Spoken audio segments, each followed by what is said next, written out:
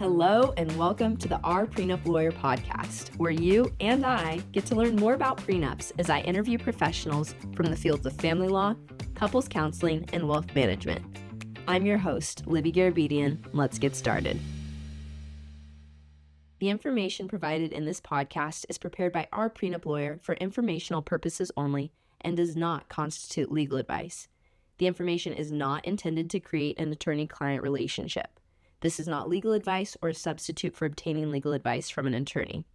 A person listening or watching should not rely upon it in any manner without engaging professional counsel. The podcast is intended to communicate general information and, because recorded, may not be current. On this episode of Our Prenup Lawyer, I'm joined by Mara Bernstein. With decades of experience as a New York City and Florida divorce, mediator, collaborative law practitioner, former litigator, and strategic consultant, Mara focuses exclusively on family and marital law matters, including divorce, child custody and relocation, equitable distribution, alimony, and child support, along with prenuptial and postnuptial agreements. Working closely with clients to clarify their goals, reduce unnecessary conflict, and protect their long-term interests. Welcome, Mara. How are you? Good morning. Thanks for having me. Of course. I'm so excited to speak with you today. Let's jump right in. And I want to hear about your background, how you got into family law. Very interesting. I have a social work background. I went to Cornell, and at the time they had a baccalaureate program for social work, meaning you get your first year of your master's. I decided to pivot a little bit and I went to law school, and a professor of mine from law school was a family lawyer. And the combination of social work and family law really appealed to me. My goal was to empower clients and work hand in hand with them in terms of creating new chapters in their lives. So I've been doing it for over 3 decades. I started in New York City. I now live in South Florida, but I still practice in New York as well. That's amazing, that combination you wanted to bring of your social work and family law. And like you said, it can be a really empowering experience working with individuals in the law. Yep. Yep. Now, so you're duly barred in Florida and New York. How are the laws surrounding divorce and marriage different in these two states? So there are nuances to each. There are jurisdictional nuances. Alimony and maintenance are different. Child support is different. I'm very fortunate that I'm of counsel to a firm in New York that where we collaborate and work on cases together. So we have dual expertise. So it's been happening a lot because people are moving from New York to Florida, from Florida to New York. So we see a lot of synergies in terms of residencies, and people are very interested in where they should file, New York or Florida. So we're able to handle both. Now, before we get into a little bit more about what you do in your practice, what kind of trends have you seen in family and marital law? Mm. Well, I'm happy to talk about the trends because in 19 I guess it was 89 when I practiced in New York. I was trained to be a mediator. And at the time, people were not doing mediation, but there is the social work and the law degree.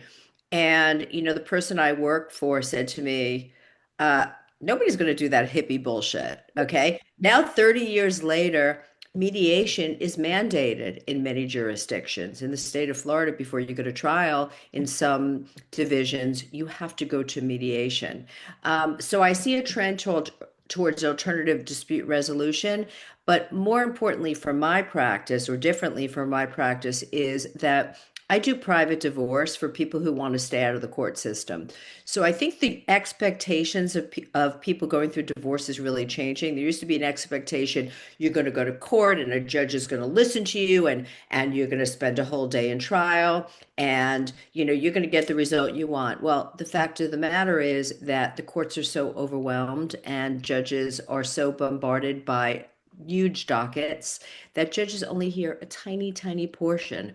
And by the time that you get decisions rendered from the bench, it could be months. So these litigation cases could take years and hundreds and thousands of dollars, and people are realizing that there are other ways of getting divorced. You don't necessarily have to be amicable, but there are ways of getting divorced that are less expensive, are more effective, are more less they take less time, so that people are realizing that they could do transactional divorce and get divorced in ways that don't blow everything up. And that's really what more and more people are doing. So the culture of divorce is changing.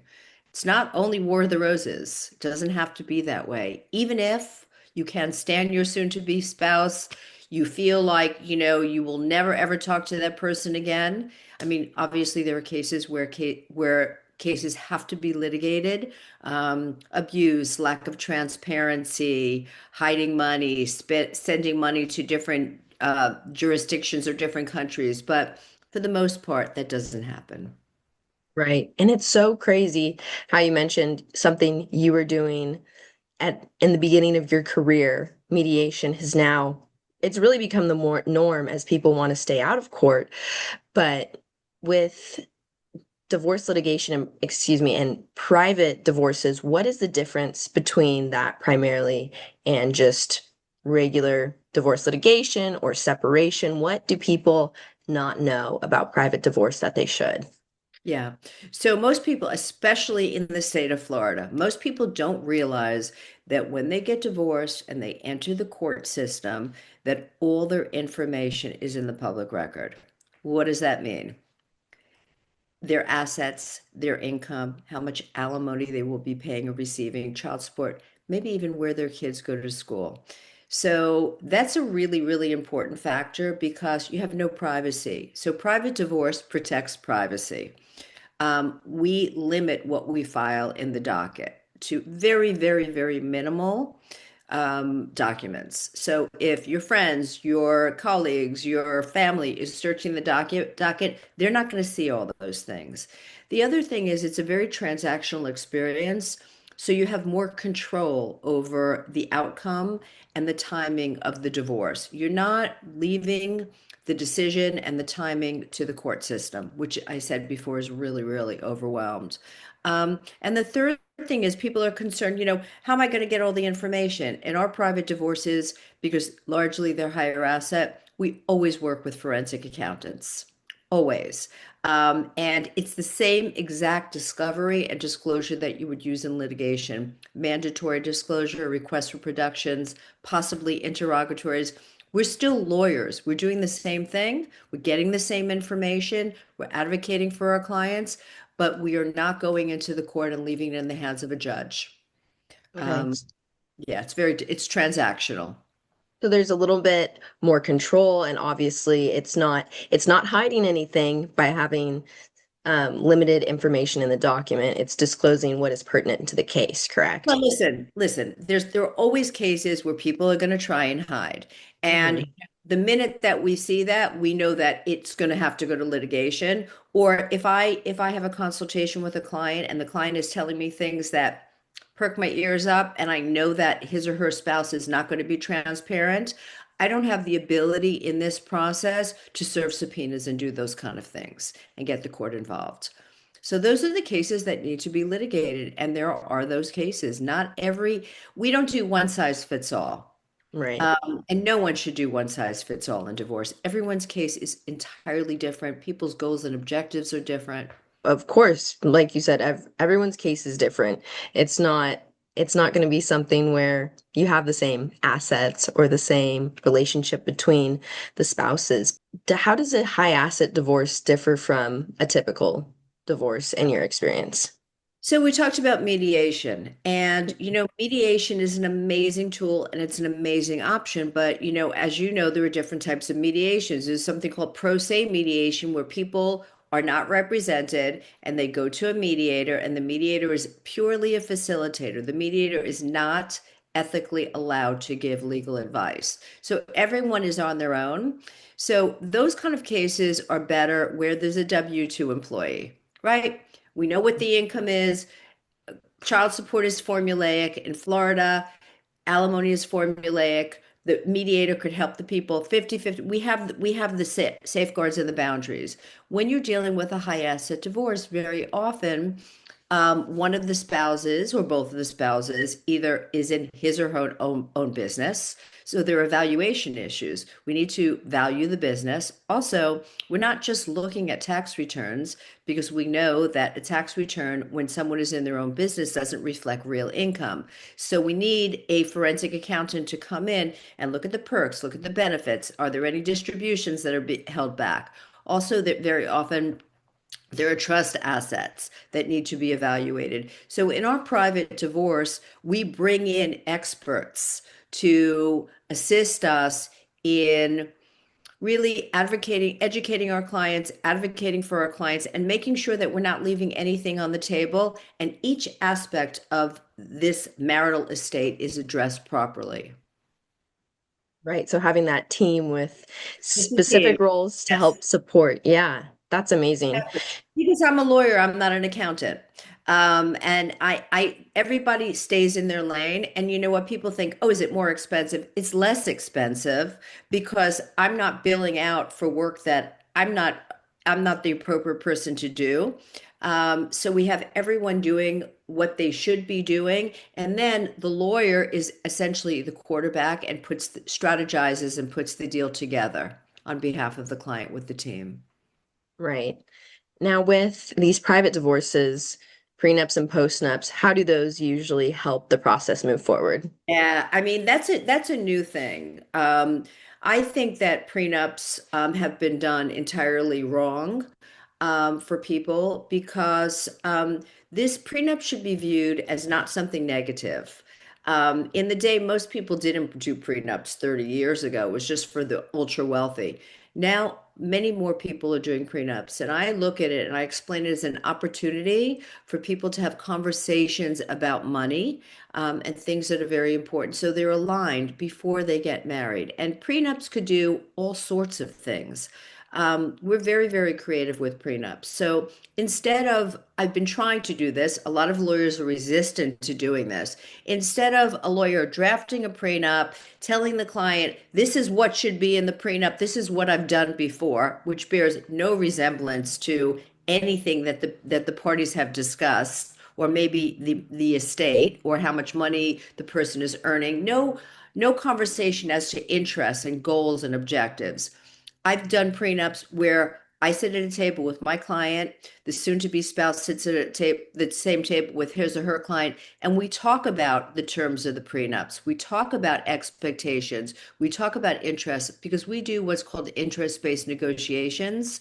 I don't know if you've read the book Getting to Yes. Yes. Yes, it's a seminal book that most people should read about negotiating and how it could be win-win, like the story of the orange. It was in the book. There's an orange, and both people want the orange. And you're not going to split the orange. These people are getting divorced or whatever they're doing. And when we ask questions and we're curious, we find out that you like orange juice and I want the rind of the orange because I want to make orange cake. So it's a win-win. You get the juice, I get the rind. And that's really how prenuptials should be negotiated as well as divorce from my perspective.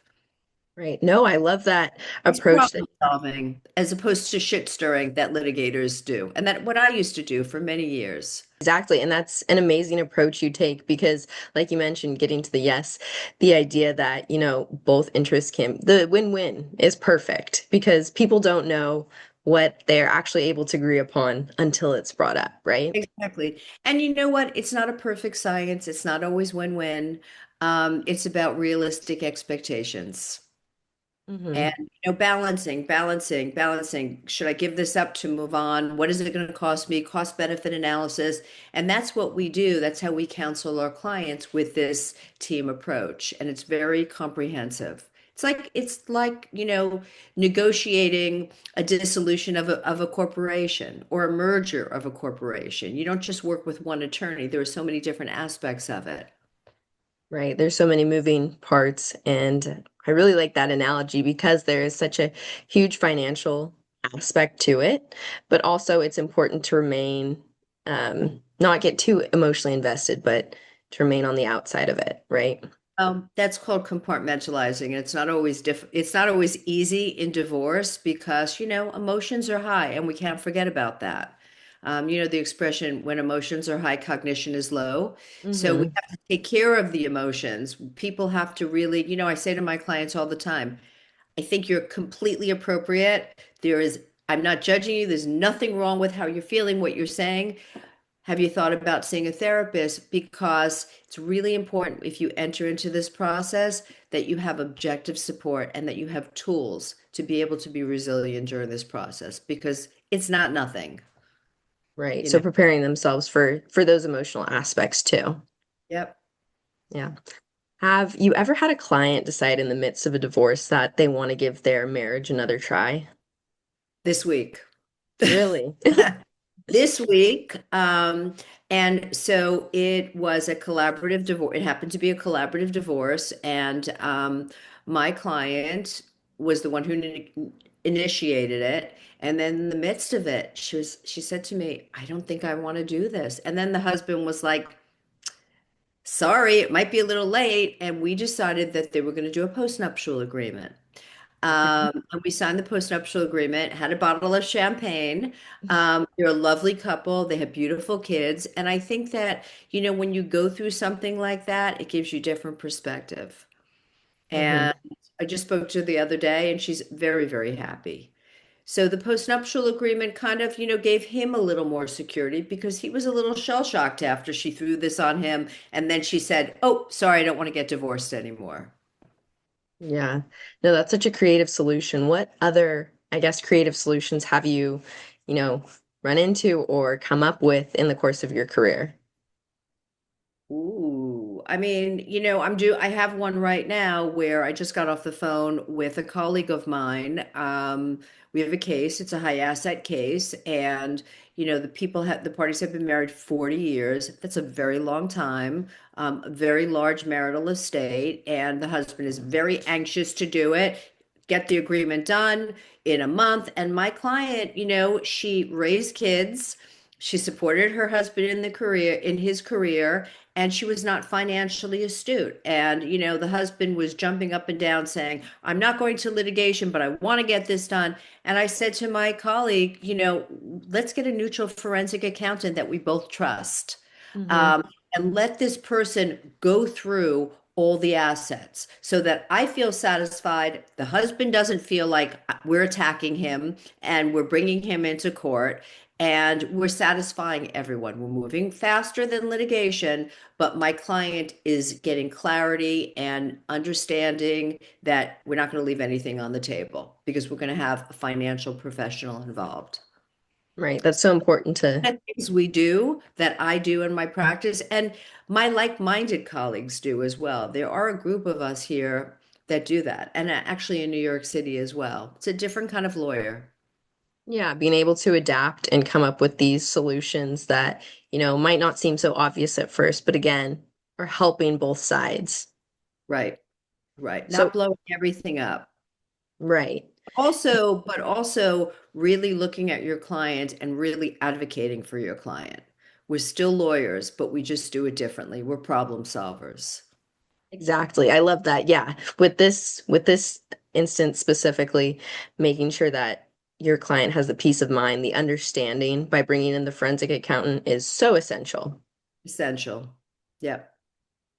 Now, with these older marriages and we have gray divorces, what happens if one partner becomes incapacitated? Well, that could apply to any divorce or passes Yeah. away during the divorce proceedings. Yeah, it's so tricky. And that's not, I stay in my lane.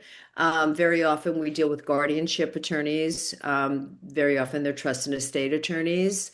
Um, and it's difficult. I mean, I have not had that situation yet, but I anticipate that it will happen because there are more gray divorces happening. Yeah. And with estate planning and working with trust and estate attorneys, why is it so important to have, your estate planning done either before you get married and there's something done in conjunction with a prenup, or you do it during the marriage so that divorce and separation can be made simpler? Yeah. Prenuptial agreements are very interesting because they deal with two types of termination. One is divorce and the other is death. And I'm a divorce lawyer. I've been a divorce lawyer for 3 decades. I'm not a trust and estate attorney, but I do a tremendous amount of prenuptial drafting. So I always work with a trust and estate attorney to help me draft those provisions, the death provisions. There's something called a spousal waiver. If you're not put into a will, then, the spouse is entitled to 1/3 of the estate. There are a lot of intricacies, and the law is always changing. So we're always working together to update our documents and make sure that they're enforceable, they're durable, they're cohesive. Right. Really Yeah. trying to plan ahead as best you can, right? What has been the most rewarding part of your career? I mean, it took me a really, really long time to love what I do. And I think over the past 10 years, I really love what I do. I'm passionate because I feel that I am creating positive impact and doing what I wanted to do 30 years ago. Mhm. And that is really helping people think about the life they want to have post-divorce, and helping them build towards it and recreate their lives. And, I work with men and women, um, but I really do work with a lot more women. And, the world is changing a lot. And, we as women, we're becoming more independent. You're a different generation. But my mom's generation, she told me it's enough. You don't have to be that smart. You don't have to go to law school, put some lipstick on and get married. We come from a different place. And now that women are becoming more educated and more financially independent, it's a very, very different scenario. And I see women recreating their lives every day. And, they come into my office and they're so scared and feeling so fragile and so vulnerable. And I always say, let's connect next year. And I would say 95% of the women that I've represented say to me, I'm so much better. Thank you so much. I'm Good. so glad that I did this. I'm really good. My kids are really good. And I think a large part of that is how you get divorced. It's not only about the law, it's how you go about doing it. Right. And you're in your position specifically, you are able to provide this empowerment and this financial education through the process that, like you said, older generations might not have had access to or might not Yep. thought they were capable. Exactly, exactly. So, we've all been through a lot of transitions in our lives, and this is one of them, and it could be devastating or it could be productive, hard but productive, and come out the other end with more silver linings than destruction. Right. That's a wonderful perspective to have on it. And I hope people are able to take that away from their divorces and their marriages too. Yeah, absolutely. Now, from all the ugly divorces you've seen, but also the successful marriages, what advice would you give to couples on how to have a successful marriage? Wow, that's a loaded question. So my fallback and is always, I've been married too, is expectations. There's a difference between reasonable and realistic expectations. It's reasonable to expect that your spouse is going to be a certain way, but is it realistic knowing who that person is? Um, and so I think the issue is that, there's an expression that husbands never want their wives to change, and wives always want their husbands to change. And I think that, when you have that mentality about really wanting to change or not changing, there's a lot of disappointment and there's also a lot of judgment. People are who they are. Um, they could modulate and change a little bit, but I think that for the most part, you need to take responsibility in your marriage, for how you react to your spouse, and how you're going to grow, and if the person is going to grow with you as well. It takes work. Marriage takes work. It takes nurturing. It takes time. It takes communication. Right. Not easy. Yeah, that's a great distinction you draw between expectations that are realistic and reasonable because it really does when you have a certain mindset, it does help promote an environment in your marriage where growth is fostered, right? Yep. Yep. Excellent. Well, thank you. Now, as we wrap up, how can listeners reach you if they are interested in connecting? They could call my office, 561-910-1870, and they can ask for Kathy, who's my amazing assistant paralegal.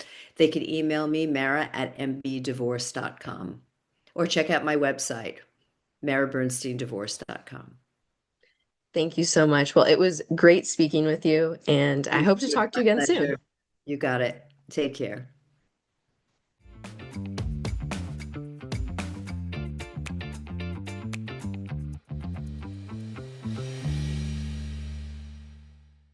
That's our show, folks. Thank you for listening to Our Prenup Lawyer. Make sure to like and subscribe, and feel free to drop a comment below. Follow us on Instagram at Our Prenup Lawyer, and listen to us on Spotify, iHeart, Apple Podcasts, Audible, and watch us on YouTube. See you guys next time.